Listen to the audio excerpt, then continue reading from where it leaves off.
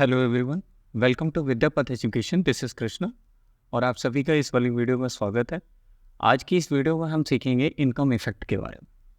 अगर आपको भी अगर ऐसी ही बहुत सारी वीडियोस देखनी है तो प्लीज़ चैनल को सब्सक्राइब कर लीजिएगा और ज़्यादा से ज़्यादा लोगों को शेयर करिए ताकि वो भी आपके साथ जुड़ सकें और विद्यापथ फैमिली जो हमारी है उसको हम आगे लेके जा सकें। इसके साथ ही साथ लास्ट वाली वीडियो में मैंने आप लोगों को एक छोटा सा टॉपिक समझाया था कि कंज्यूमर सरप्लस होता क्या है, और आज इस वाली वीडियो में हम इनकम इफेक्ट के बारे में देखेंगे। मैं हमेशा कहता हूँ कि इकोनॉमिक्स को जब हम पढ़ते हैं तो हमारी रियल लाइफ से कल बहुत ज़्यादा जुड़ी हुई है। इनकम इफेक्ट एक ऐसा टॉपिक है जिसको आप समझना इसलिए भी ज़रूरी है क्योंकि ये आम इंसान की ज़िंदगी से भी बहुत ज़्यादा संबंधित होती है। आप एक इकोनॉमिक्स के स्टूडेंट हैं या कॉमर्स के स्टूडेंट हैं या एज अ इकोनॉमिक्स आपने बीए में ले रखी है तो ये सिर्फ इसलिए नहीं पढ़ना है कि हाँ ये हमारे पूरे सिलेबस का पार्ट है। इस वीडियो में मैं आपको समझाऊंगा कि इनकम इफेक्ट होता क्या है और इसको कैसे हम आगे समझ सकते हैं, क्या क्या टाइप्स होते हैं, कैसे इसको हम अगर हमें नोट्स बनाने हैं या हमें लिखना है क्वेश्चन, जैसे कि अगर आप 11th में हैं 12th में हैं और अगर आपको ये टॉपिक कंज्यूमर थ्योरी में यूटिलिटी थ्योरी में देखने को मिल जाता है तो कैसे आप इसे समझेंगे। साथ ही साथ आप यूपीएससी या यूपी पीसीएस, स्टेट पीसीएस किसी भी तरह के एग्ज़ाम की तैयारी कर रहे हैं, इकोनॉमिक्स आपका जो है एक ऑप्शनल सब्जेक्ट है तो भी आप इसकी तैयारी अच्छे से कर सकते हैं। इस वीडियो में मैं आपको आसान भाषा में समझाऊंगा कि इनकम इफेक्ट एक्चुअल में होता क्या है। चलिए वीडियो में आगे बढ़ते हैं। और आगे बढ़ने से पहले मैं आप लोगों को एक चीज़ बता दूं कि अगर आप इसके नोट्स बना रहे हैं, अगर आप मेरे स्टूडेंट रहे हैं काफ़ी टाइम से, मेरे से जुड़े रहे हैं, विद्यापथ एजुकेशन से आप जुड़े रहे हैं, तो आपको पता होगा कि मैं जो भी पढ़ाता हूँ उसकी पूरी वीडियो आपको पीडीएफ लेक्चर में हमारे टेलीग्राम चैनल पे अपलोड कर दी जाती है। हमारे टेलीग्राम चैनल पे अपलोड कर दी जाती है जिसका डिस्क्रिप्शन पे मैंने लिंक दे रखा है। आप जा करके वहाँ ज्वाइन कर सकते हो और इसकी पीडीएफ डाउनलोड कर सकते हैं। तो आपको बाइलिंगुअल एक तो पीडीएफ मिलती है, दूसरी चीज़ आप फर्दर नोट्स बनाने की ज़रूरत नहीं पड़ेगी। ठीक है, आगे बढ़ते हैं। सबसे पहले मैं देखूँगा कि अगर मुझे आय प्रभाव समझना है, इनकम इफेक्ट समझना है, तो सबसे पहले मैं उसका परिचय देख लेता हूँ कि एक्चुअल में वो है क्या, क्यों ज़रूरी है पढ़ना इसे। So generally there is a direct relation between the income and consumption. क्या कहा जा रहा है, ध्यान से देखिएगा। इनकम और कंजम्पशन में डायरेक्ट रिलेशन जनरली देखने को मिलता है। याद रखिएगा, यहाँ से एक और टॉपिक उठता है कि जो डायरेक्ट रिलेशन है क्या इसका प्रोपोर्शन उतना ही है कि जिस प्रोपोर्शन में इनकम बढ़ती है उसी प्रोपोर्शन में कंजम्पशन भी बढ़ता है। तो याद रखिए इस बात को कि यहाँ से एक प्रोपेंसिटी का टॉपिक अराइज होता है जिस पे मैंने वीडियो बना रखी है कि एपीसी क्या होता है और एमपीसी क्या होता है। ठीक है, एवरेज प्रोपेंसिटी टू कंज्यूम और मार्जिनल प्रोपेंसिटी टू कंज्यूम। सो अभी हम इसीलिए यहाँ पर एक वर्ड लगा करके बात करेंगे कि जनरली हमें ये देखने को मिलता है कि जब हमारी इनकम बढ़ती है तो हमारे कंजम्पशन भी बढ़ जाते हैं। आई होप कि इतना सबको समझ में आ गया। और नॉर्मल लाइफ में भी देखते हो आप, पहले लोग कहते थे कि भाई मेरी 1 लाख रुपए सैलरी थी लेकिन 2 लाख हो गई, तो लोग कहते हैं भाई तुम्हारी सैलरी तो 2 लाख रुपए है। तो जो 2 लाख रुपए कमाता है उसको पता है कि मेरे एक्सपेंडिचर भी अब 2 लाख के बराबर ही हो गए हैं। पहले मैं जो चीज़ें अफोर्ड नहीं कर पा रहा था अपनी डेली बेसिस की चीज़ों को, उनको एक तरह से मैं सब्स्टिट्यूट करके चला रहा था, अब मैं वो चीज़ अफोर्ड कर सकता हूँ। सो आगे देखते हैं कि income is the basis of consumption और डिमांड। और ये हमें बहुत ही सिंपल सी बात है, इसमें तो कोई रॉकेट साइंस है नहीं जो नहीं समझ में आने वाली है कि हम जो भी डिमांड करते हैं, कंजम्पशन करते हैं, उसका बेसिस हमारा इनकम होता है। That is according to our income और purchasing power and the quantity of consumption of goods are determined. यानी कि इनकम के बेसिस पे ही हमारी परचेजिंग पावर ही जो है एक तरह से डिटरमाइन होती है। उसका जो मेजरमेंट होता है वो आपकी इनकम से ही देखा जाएगा। In the way income is also determinant of our consumption and quantity demanded and that is where the income effect arise. और जैसे ही ये कारण बनता है, ये बेस बनता है इनकम, हमारी कंजम्पशन का, हमारी परचेजिंग पावर का, वहीं से ये कॉन्सेप्ट निकल के आता है इनकम इफेक्ट का। ठीक है, बात समझ में आ गई। बाइलिंगुअल पीपीटी है तो आपको हिंदी मीडियम वाले स्टूडेंट्स को भी समझने में कोई दिक्कत नहीं होगी। सामान्यतः आय उपभोग में प्रत्यक्ष संबंध होता है। आय उपभोग और मांग का आधार होती है, अर्थात हमारी आय के अनुसार ही हमारी क्रय क्षमता और वस्तुओं के उपभोग की मात्रा निर्धारित होती है। इस प्रकार आय हमारे उपभोग और मांगी गई मात्रा का निर्धारक भी है और यहीं से जन्म होता है आय प्रभाव का। आगे बढ़ते हैं। अब मैं आपको परिभाषा समझा रहा हूँ। ठीक है, जो डेफिनेशन है उसे समझना बहुत ज़रूरी है। ठीक है, अभी आपको मैंने एक छोटा सा ग्लिम्स दे दिया कि इंट्रोडक्शन कैसे है उसका। अब डेफिनेशन देख लेते हैं। द चेंज और effect on consumption as a result in change in income is called income effect. Simple सी बात है, आय में परिवर्तन के परिणाम स्वरूप उपभोग में होने वाले परिवर्तन अथवा प्रभाव को आय प्रभाव कहा जाता है। यानी कि अगर हमारी इनकम वाई से डिनोट करते हैं, अगर हमारी इनकम बढ़ती है और कंजम्पशन भी बढ़ता है तो ये इनकम का प्रभाव है कि हमारी इनकम बढ़ने की वजह से हमारा कंजम्पशन बढ़ रहा है, ठीक है।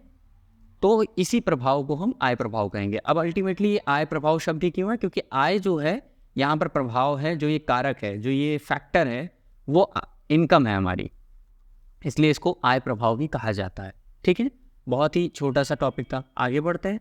एक्सप्लेनेशन में करूँगा, आपको ध्यान रखना है, इसको थोड़ा अच्छे से समझना है, क्योंकि ग्राफ में कोई ऐसा भी स्टूडेंट हो सकता है जिसको ग्राफ बनाने में समझने में दिक्कत हो रही हो, तो ग्राफ को मैं बहुत आसानी शब्दों में समझाऊंगा ताकि आपको बहुत अच्छे से समझ में आ जाए, ठीक है।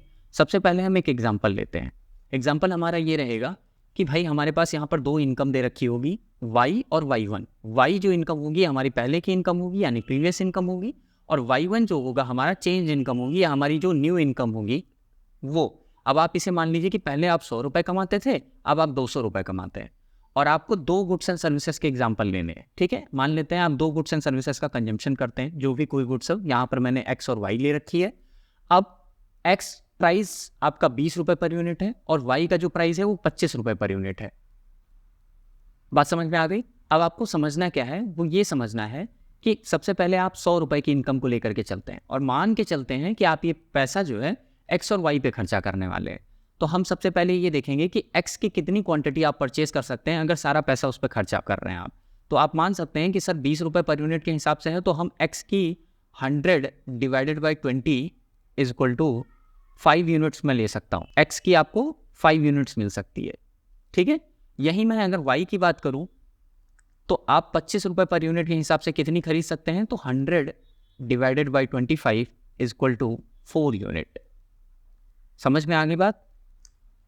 अब ये तो मेरी इनकम 100 लेवल पे हो गई। अगर मैं वहीं कहूँ कि मेरी इनकम 200 हो गई बढ़ करके, तो क्या जो है इक्वेशन बन के तैयार होगी, वो होगी x के लिए मेरी अब इनकम मेरी 200 हो चुकी है, तो 200 को डिवाइड कर देंगे हम 20 से, यानी कि 10 यूनिट में देखने को मिल रही है मुझे कि मैं 10 यूनिट खरीद सकता हूँ। y कमोडिटी में देखना चाहूँ तो मेरी है इनकम 200 रुपये, और 25 के हिसाब से अब मैं इसे 8 यूनिट खरीद सकता हूँ। तो ये सारी चीज़ें आपको समझनी है। अब यहाँ पर ये वाला जो पार्ट है हमारा, वो है 100 रुपीज़ की इनकम पे, ठीक है। ये 100 रुपीज़ की इनकम पे आपका पार्ट है, ये y आपको स्मॉल बनाना है, ध्यान रखिएगा। और ये वाला जो पार्ट है मेरा, ये पार्ट है मेरा 200 की इनकम पे, ठीक है। इतना समझ में आ गया सबको। आगे बढ़ते हैं। अब एक प्राइस लाइन मुझे बनानी पड़ेगी। जो प्राइस लाइन कैसे बनेगी, अगर मुझे इनकम देखना है तो P इंटू एक्स यानी कि PX और QX यानी कि price of X commodity, quantity of X commodity, इन दोनों को आपस में इंटू कर लेना है, plus price of Y commodity and price of quantity of Y commodity, इन दोनों को इंटू करके जोड़ेंगे तो हमारी प्राइस लाइन है। मैंने कहा था कि आप मान के चलेंगे कि आपका जो इनकम है वो खर्चा होगा दो गुड्स एंड सर्विसेज पे। तो अगर मैं पहले वाले की इनकम की बात लेकर के चलूँ तो आप क्या समझते हैं इससे। देखिए यहाँ पर इक्वेशन बनेगी, 100 रुपीज़ मेरी इनकम है, 20 रुपीज़ प्राइस है X का, और यहाँ पर आप देखने को मिलेगा आपको, सॉरी ये 25 होगा, 10 हो गया है, ये 25 होगा, ठीक है। 20 है यहाँ पर और ये 25 है। ये इक्वेशन मेरी बन के तैयार हुई है। अब बहुत सारे बच्चे कंफ्यूज हो गए होंगे कि सर ये प्राइस लाइन का समझ नहीं आया, फिर से समझाइए। देखो सिंपल सी बात है, तुम्हारे पास 100 रुपये हैं, ठीक है, 100 रुपये हैं तुम्हारे पास, और अगर तुम्हें प्राइस लाइन बनानी है कि तुम इससे कितना खर्चा कर सकते हो, तुम्हारी प्राइस लाइन या बजट लाइन जो है वो कैसे तैयार होगी, वो तैयार होगी कि प्राइस ऑफ एक्स, तो प्राइस ऑफ एक्स मैंने कहा था यहाँ पर 20 है, आप देख सकते हैं, तो 20 ले लीजिए। अब कितनी यूनिट खरीदते हैं ये आपके ऊपर डिपेंड करता है, ठीक है, क्योंकि आप भी नहीं चाहेंगे कि सारी की सारी यूनिट एक्स की ले लें, वाई की ना ले, ठीक है। आप हमेशा दो गुड्स एंड सर्विसेज के कॉम्बिनेशन को लेकर के चलेंगे, तो इसलिए हम पॉइंट लगा के QX लिख लेंगे। प्लस की अगर हम बात करें तो हमारा प्राइस है वाई का 25 rupees per unit, 25 rupees per unit हमने इसका प्राइस ले लिया। अब फिर वही बात है, जो हमारी क्वांटिटी है वाई की वो हम बाद में डिसाइड करेंगे, क्योंकि उपभोक्ता के ऊपर ये छोड़ दिया जाता है कि वो कौन से कॉम्बिनेशन को डिसाइड करेगा। क्या वो इसकी 2 कमोडिटी लेगा या इसकी 3 लेगा, जैसे भी लेगा वो एक कॉम्बिनेशन बनाएगा। और अगर ये कॉम्बिनेशन आपको नहीं समझ में आ रहा है तो यहाँ पर 3 डॉट्स ऊपर कॉर्नर पे आ रहे हैं, आप वहाँ पर क्लिक करके कंज्यूमर बिहेवियर थ्योरी के ऊपर वो सारी देखेंगे तो ये चीज़ें आपको अच्छे से समझ में आ जाएंगी, ठीक है। इतना ही में, किसी का डाउट है, किसी को कोई कन्फ्यूजन है, आगे बढ़ते हैं। एक चीज़ मैं आपको और ये भी बता दूं कि कभी भी प्राइस लाइन लिखा हो तो कंफ्यूज मत होइएगा, कहीं कहीं इसको बजट लाइन भी लिख देते हैं। बजट लाइन का मतलब कई बार आप शॉप पे जाते हैं तो कहते हैं भाई कोई कपड़ा दिखाओ या कोई सामान दिखाओ, तो लोग पूछते नहीं कि आपका बजट कैसे, जैसे आप पीसी खरीदने जाते हैं तो पीसी के टाइम पे वो बोलता है कि सर आपका बजट कितना है, तो वही चीज़ है, बजट लाइन है, इस पर कंफ्यूज मत होना। प्राइस लाइन बजट लाइन आपको सिंपली एक ही चीज़ है। आगे बढ़ते हैं, इसका फिगर मैं बना रहा हूँ, आपको पता है ये वाई एक्सेस है आपका, ठीक है, और ये एक्स एक्सेस है आपका। अब मैं नॉर्मली 100 रुपीज़ की इनकम पे क्या करूँगा, प्राइस लाइन को ड्रॉ करूँगा। 100 रुपीज़ की इनकम पे मैंने बताया था कि जब 100 वाले को मान के चलेंगे तो एक्स की आपको मिलेगी 5 और वाई की आपको मिलेगी 4 यूनिट, तो यानी कि वाई की 4 यूनिट और एक्स की 5 यूनिट, ठीक है। अब इसको पॉइंट्स को मिलाते हुए अगर मैं एक लाइन ड्रॉ करूँ तो ये मेरी प्राइस लाइन होगी, बात समझ में आ गई। अब 200 की इनकम पे डिसाइड करूँगा तो एक्स की मुझे मिलेगी 10 यूनिट और वाई की मुझे मिलेगी 8 यूनिट, ठीक। इसी तरीके से दो नंबर्स हम लेंगे। अब इसको लेने से पहले आपको समझना क्या है कि इस प्राइस लाइन पे कंज्यूमर जो है वो इस पॉइंट पर इक्विलिब्रियम पे है, ठीक है, इस प्राइस लाइन पे इक्विलिब्रियम पॉइंट पे है। मैंने कहा था कि पूरी प्राइस लाइन पे कहीं पे भी वो इक्विलिब्रियम पे हो सकता है, वो इस पॉइंट पे इक्विलिब्रियम पे है। उस इक्विलिब्रियम का नाम क्या है, ई है आपके सामने। अब मैं दूसरी प्राइस लाइन डिसाइड करूंगा जो कह रही है कि वाई की मैक्सिमम 8 यूनिट और एक्स की मैक्सिमम 10 यूनिट ले पाएगा। इन दोनों पॉइंट्स को टच करते हुए एक लाइन खींचेंगे तो वो हमारी प्राइस लाइन कहलाएगी। इस प्राइस लाइन पे कंज्यूमर जो है आपका इक्विलिब्रियम पे है E1 पे। यहाँ पर आप देख सकते हैं ये दूसरी प्राइस लाइन है जिसपे वाई जो हमारी इनकम है वो 200 है और ये प्राइस लाइन हमें दिखा रही है कि जो हमारी वाई है वो हमारी 100 रुपये है, यानी कि इनकम हमारी 100 रुपये है। बात समझ में आ गई। और इन दोनों पे जो इक्विलिब्रियम है कंज्यूमर का वो है इन और E1। क्लियर है, आगे बढ़ते हैं। तो ये प्राइस लाइन थी आपकी, बस इतना छोटा सा फिगर था, इसमें कुछ भी ऐसा मतलब ऐसा नहीं था जो आप लोगों को समझ में ना आए। अब बात करते हैं कि सर ये जो इनकम इफेक्ट आप समझाना चाह रहे हो वो एक्चुअल में दिख कहाँ रहा है। तो इनकम इफेक्ट समझने के लिए आपको क्या करना है, देखिए इनकम इफेक्ट आपका कहाँ देखने को मिलेगा, ये जो आप देख रहे हो ना ये 4 से 8 पे गया है, तो इनकम इफेक्ट आपका ये इन दो प्राइस ब्लैक लाइन के बीच का जो पार्ट है ना ये आपका इनकम इफेक्ट है। फिर से अगर आपको समझा दूं क्लियर करके तो आप देखो, इसके बीच का जो ये पार्ट आप देख रहे हो ना ये आपका इनकम इफेक्ट है कि जब आपकी इनकम बढ़ी तो आप राइट वर्ड शिफ्ट हो रहे हो, ठीक है, क्लियर है। आगे बढ़ते हैं, अगला क्वेश्चन फिर वही चीज़ हमारे सामने आता है कि टाइप्स ऑफ इनकम इफेक्ट क्या है सर, क्या इसके कुछ और भी प्रकार हैं। जी हाँ, बिल्कुल वही प्रकार हैं। देखिए मैंने 2 गुड्स एंड सर्विसेज के एग्जांपल लिए थे, एक का एग्जांपल मैंने लिया था एक्स का और दूसरे का लिया है हमने वाई का। पहली गुड्स हमारी थी एक्स और दूसरी गुड्स थी हमारी वाई। ये 2 गुड्स एंड सर्विसेज का एग्जांपल लिया और देखा कि इनकम का क्या इम्पैक्ट पड़ रहा है। क्या ऐसा इम्पैक्ट हर कंडीशन में सेम पड़ेगा सर, इनकम बढ़े घटे, तो ऐसा नहीं होता है। इसीलिए यहीं से निकल के आता है ये टॉपिक कि इसके टाइप्स कितने हैं, कितने काइंड्स की तरीके की होती है ये सारी चीज़ें।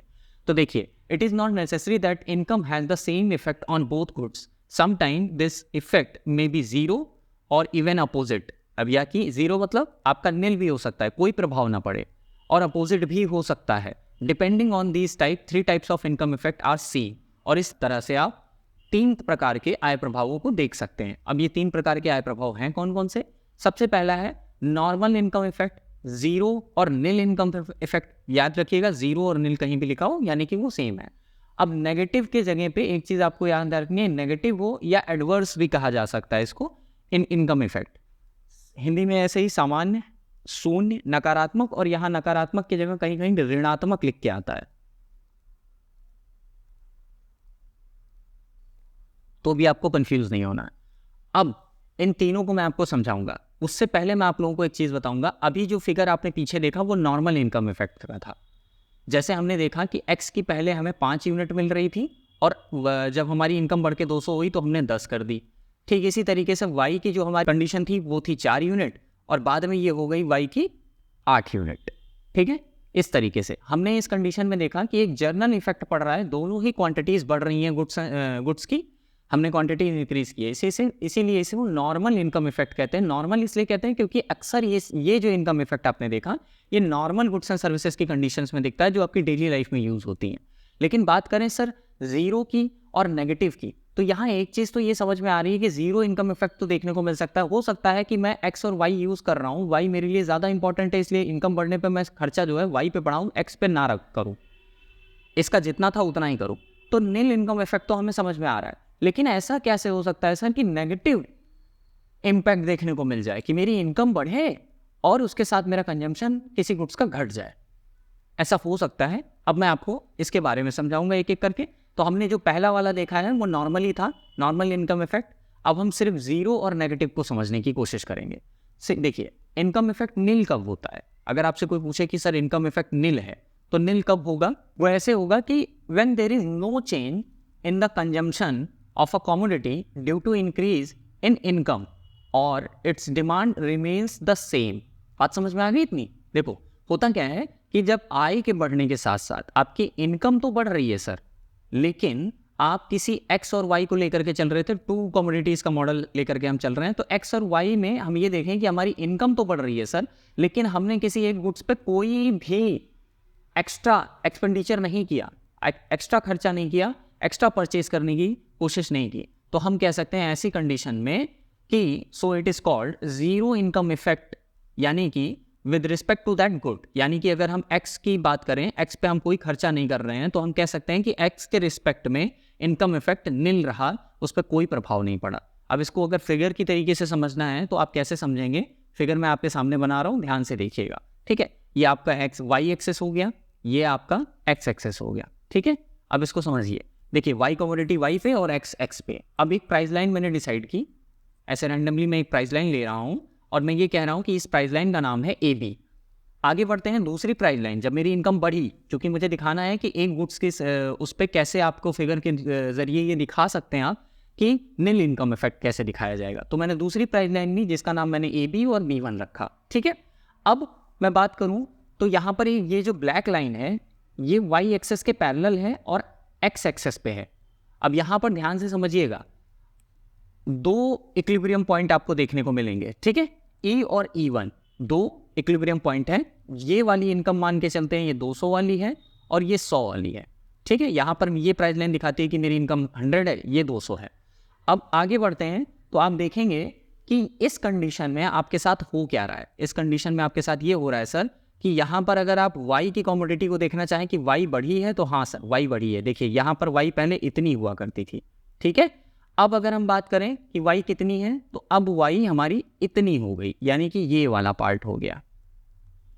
ठीक है, लेकिन वहीं अगर हम बात करें कि सर हमारी x कमोडिटी कितनी है, तो y पहले हमारी y तो चेंज हो रही है, लेकिन जो x है हमारी वो सिर्फ OM क्वांटिटी है।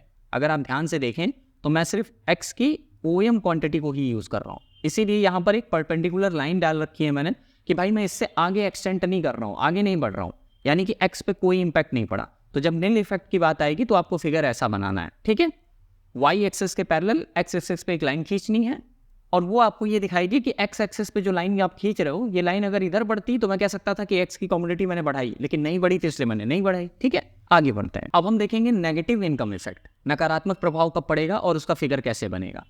When due to increase in income, the consumer reduce the consumption of a commodity as compared to before.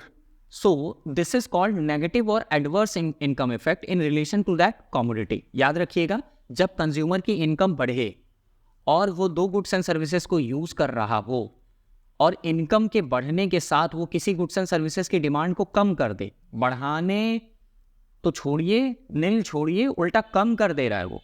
यानी कि पहले अगर एक्स की 100 रुपीज़ मेरी इनकम थी तो एक्स की मैं कितनी ले रहा था, 5 यूनिट। अब मेरी 200 रुपये इनकम हो गई और एक्स की मैंने 3 यूनिट कर दी। तो ऐसी कंडीशन में आपको देखने को मिला कि जो मेरी डिमांड है उल्टा कम कर दी गई है। इसे हम कहते हैं नेगेटिव या ऋणात्मक इनकम इफेक्ट। उल्टा इफेक्ट पड़ रहा है। क्यों पड़ रहा है? क्योंकि मैंने स्टार्टिंग में ही बोला था इनकम और कंजम्पशन में कुछ डायरेक्ट रिलेशन की बात बोली थी मैंने, आपको याद हो अगर, कि भाई सामान्यतः क्या होता है, इनकम बढ़ने के साथ कंजम्पशन बढ़ना चाहिए, लेकिन जब नहीं बढ़ेगा तो वो नेगेटिव शो करेगा। अगर मैं इसी का फिगर बनाने की कोशिश करूं तो आपको ध्यान से देखना है कि वाई एक्सेस एक्स एक्सेस आपको पता है, Y community on Y axis, X on X access.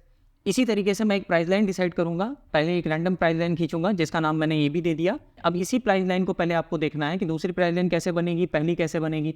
अब यहाँ पर देखिए, इस प्राइस लाइन पे, ए बी प्राइस लाइन पे मैं एक्स की यूनिट यूज़ कर रहा था और इक्विलिब्रियम कंज्यूमर का कहाँ था, यहाँ पर था अगर हम देखें तो। ठीक है, दूसरी प्राइस लाइन ए बी मैंने ड्रॉ की और उसका नाम मैंने दे दिया A1 B1। यहाँ पर आप देख सकते हैं कि A1 और B1। ठीक है, और ये याद रखिएगा कि पहले वाले इस वाले प्राइस लाइन पे जो कंज्यूमर था वो इक्विलिब्रियम में कुछ यहाँ पे था, ऐसे, ठीक है, ऐसे आपको समझना है।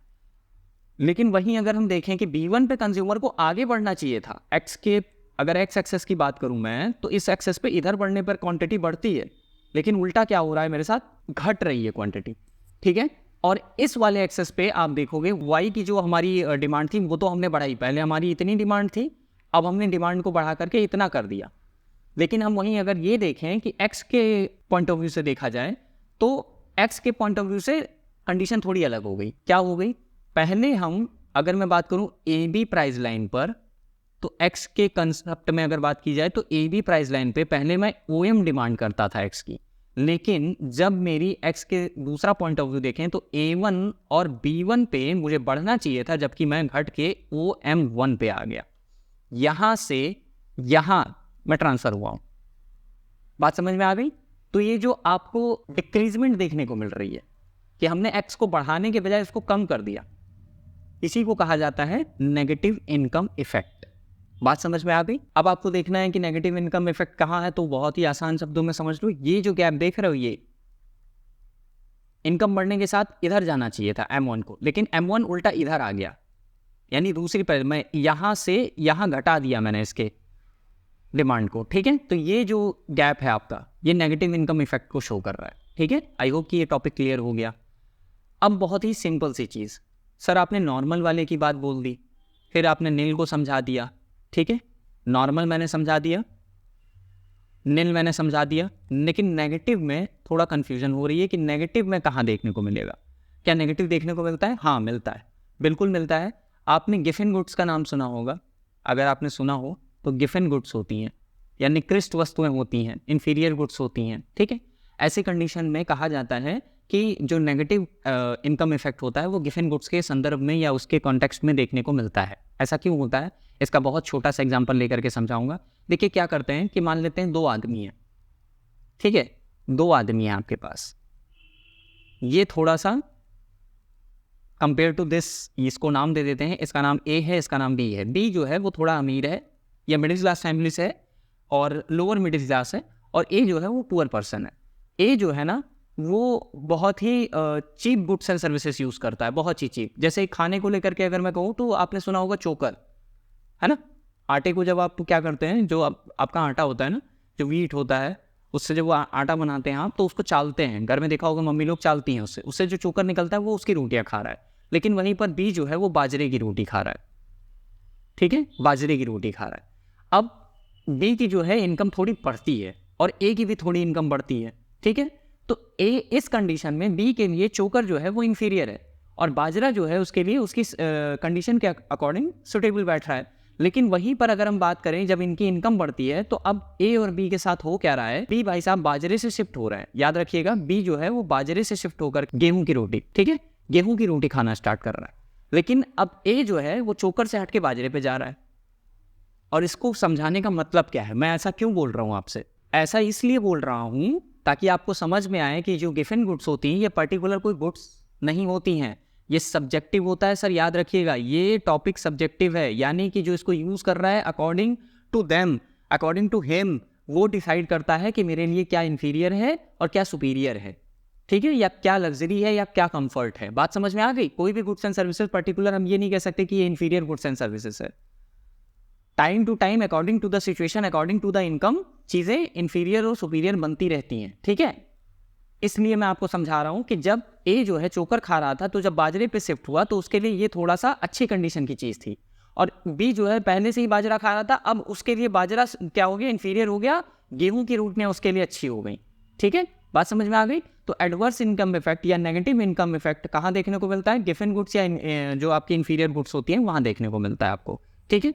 आई होप कि ये पूरा टॉपिक आपको समझ में आया। नेक्स्ट वीडियो मेरी प्राइस इफेक्ट पे होने वाली है, तो अगर आप अभी तक चैनल को ज्वाइन नहीं किए हैं तो प्लीज़ सब्सक्राइब कर लीजिए चैनल को। विद्यापथ एजुकेशन का आप टेलीग्राम चैनल भी जा करके ज्वाइन कर सकते हैं, और अगर आप चाहें तो आप मुझे इंस्टाग्राम पे भी फॉलो कर सकते हैं, विद्यापथ_एजुकेशन टाइप करेंगे आपको मिल जाएगा, आइकन आपको यही देखने को मिलेगा, ठीक है। और मिलते हैं नेक्स्ट वाली वीडियो में। इस वीडियो में आई होप कि आपको समझ में आया, अगर नहीं समझ में आया तो कमेंट सेक्शन में मुझे क्वेश्चन पूछ सकते हैं, मैं आपके जवाब दे दूंगा। तब तक के लिए आप सभी का धन्यवाद। आपने मुझे टाइम दिया, आपने कुछ नया सीखा, मुझे अच्छा लगा और God bless you all. Thank you so much.